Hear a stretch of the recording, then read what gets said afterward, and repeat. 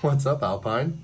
Coach Ian here, giving you the rundown, layout, template, whatever you want to call it, of our next cycle.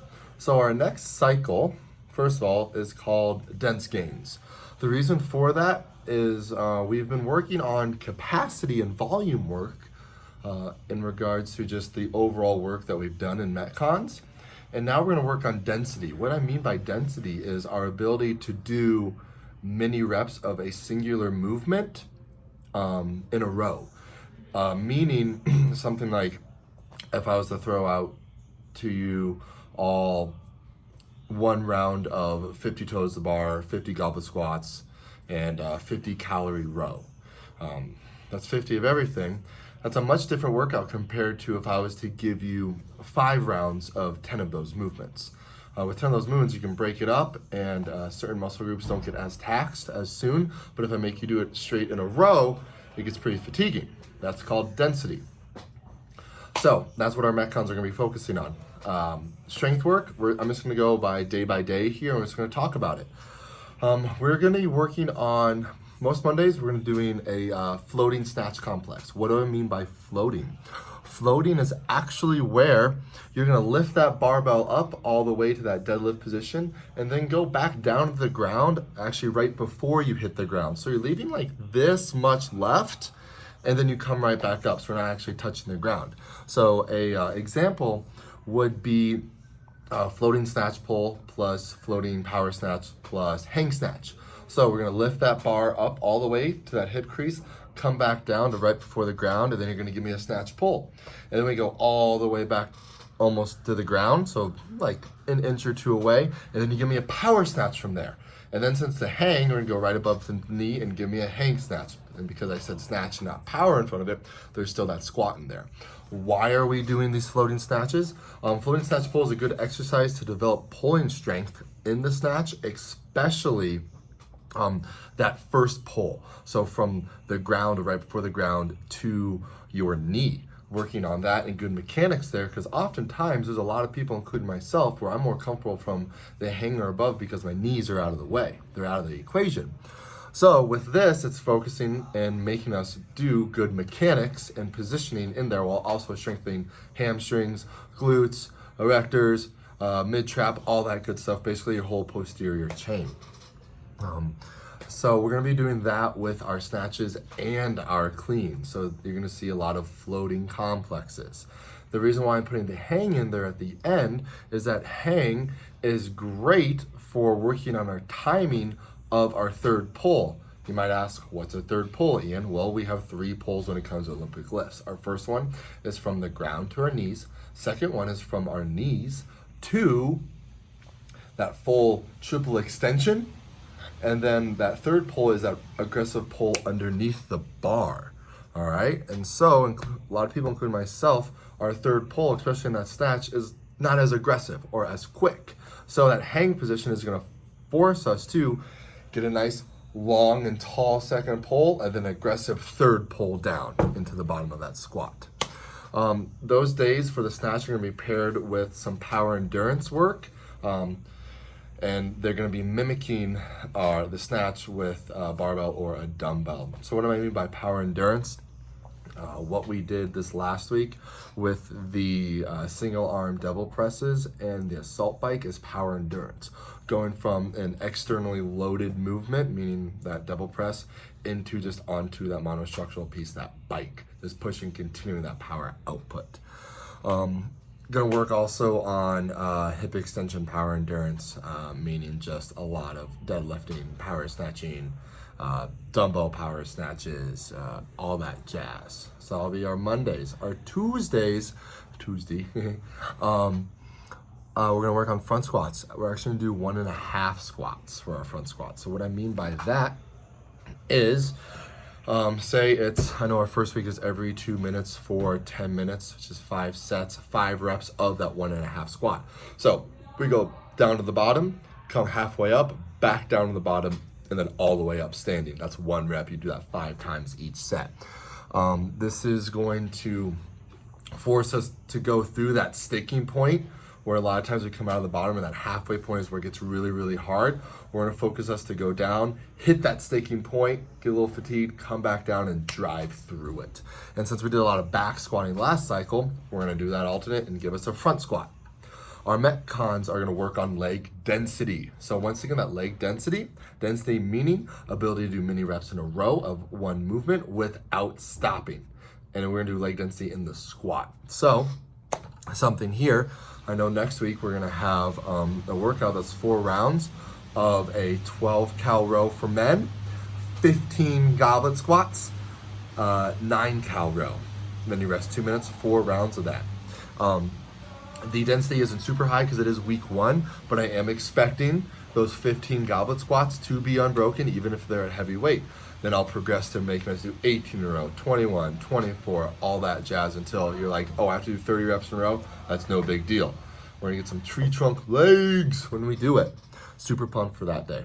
Then on Wednesdays, we're gonna introduce that split jerk again. All right, so for this cycle, we were doing a lot of drills building up to that split jerk. We did a lot of jump to splits, jerk in that split stance, drop to splits, stuff like that. Your footwork should feel ready to rock and roll here. Now we're actually gonna do split jerks. Then our Metcon, I'm super pumped for this cycle because it's gonna be all focusing on DT.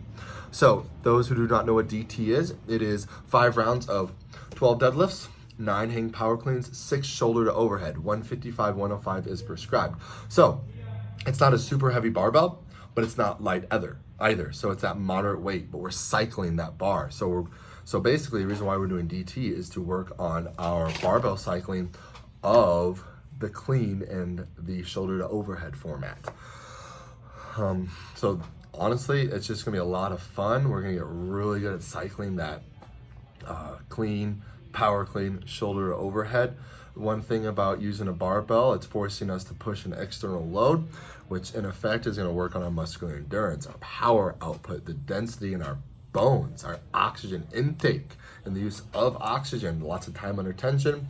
There's nothing like a good barbell cycling workout to make you really fit. Our Thursdays are gonna be very important, everyone. Let me repeat that. Thursdays are very important. What are they? They're gonna do upper body stability work paired with higher skilled hanging gymnastics. That's gonna be chest to bar, ring, and bar muscle ups. There are gonna be times where our warm-up piece serves as the upper body stability, and then there's gonna be also other weeks where the upper body stability is in the workout. But regardless, what one of those days is gonna look like, next week, we're gonna start with a 10-minute alternating EMOM of 5 supine ring swings on the first minute on our high rings, and then go to low rings and 10 snap pulls on the low rings into a dip. You're all like, what is that? Come to class, you're gonna find out. They're just little skill pieces that break down the movement of that ring muscle up to help everyone get their first ring muscle up. Also, shout out to Chris Sobey today. He got his first ring muscle up. Love it. It wasn't pretty, but you did it. And now you're gonna come on Thursdays and what? Make it even prettier. Then, what we're gonna do for the workout, because that's our skill piece, our workout is going to involve whatever skill we worked on. So we were just working on the ring muscle ups there. The workout is gonna be a 10-minute AMRAP of about 1, 2, 3 ring muscle ups, depending on where you're at. 30 total drag rope double unders. If you don't double unders, it'll be speed steps. And then 200-meter run. It's not a lot of volume there because we're still trying to build a skill, and it's gonna be a little bit under fatigue. Some of you are like, I don't have ring muscle ups.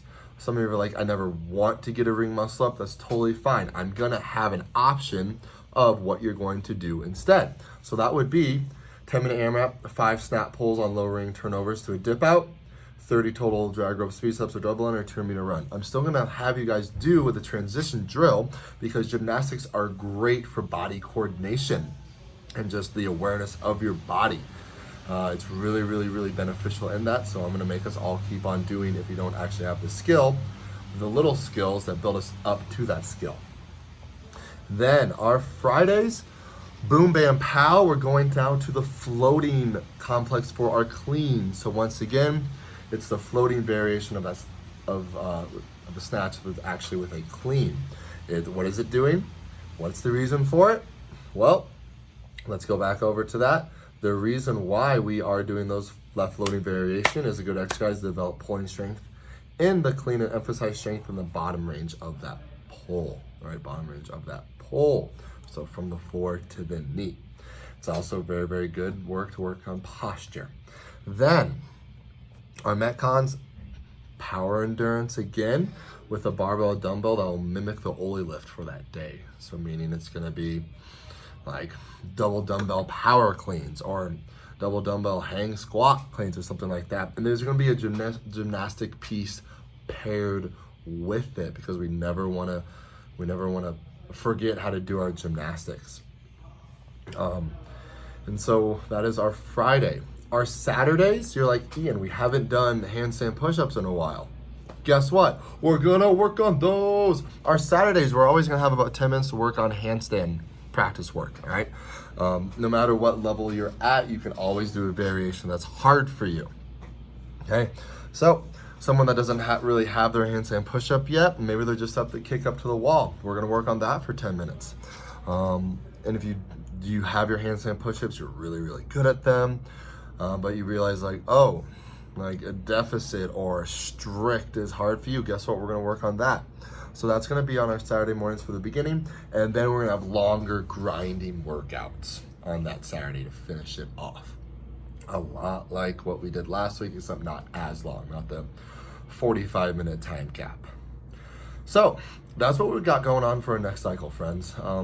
Just to summarize, floating snatches and floating cleans, front squat work, split jerk, DT, which is an emphasis on barbell cycling, some power endurance, leg density work, and then that skill day and working on that skill under fatigue, and then ending the week off with a long grinding workout and some more handstand push-up skill work.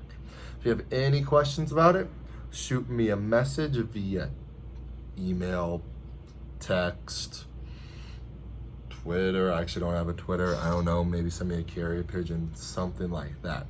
But I'm super excited for this cycle. It's called Dense Gains. It's going to be at least 8 weeks long, but it will not be boring. Bye guys.